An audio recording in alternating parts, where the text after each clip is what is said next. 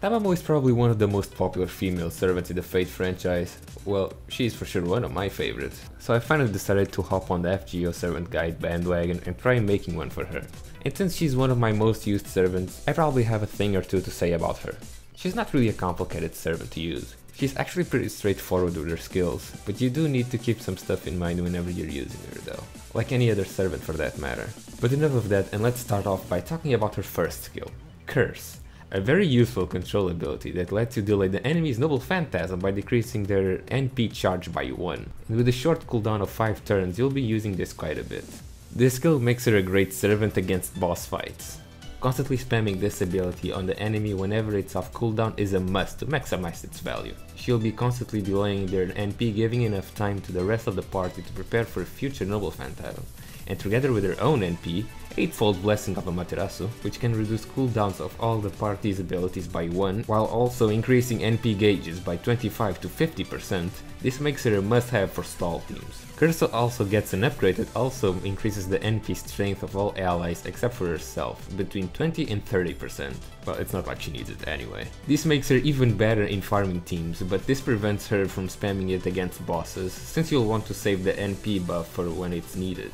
And speaking of stall teams, her second skill, Morph, makes her exceptionally hard to kill, giving her up to 60% defense. Along with her quite high HP, she'll last for a really long time in fights. This is also another skill that is quite spammable. Not as much as the first one, but still very doable. You can use it during the phases before the boss fight, if there is any of course, and after that you can plan if you can use it again or save it for a potential enemy NP. Keep in mind your first skill can buy you 1 turn to use Morph, so if the enemy needs 4 NP charges and you have Curse available, you can use Curse, giving you time to get Morph out of cooldown before an enemy NP. As weird as it sounds, there's always a little bit of math when using Tama. She's more big-brained than she looks like sometimes. But enough of that.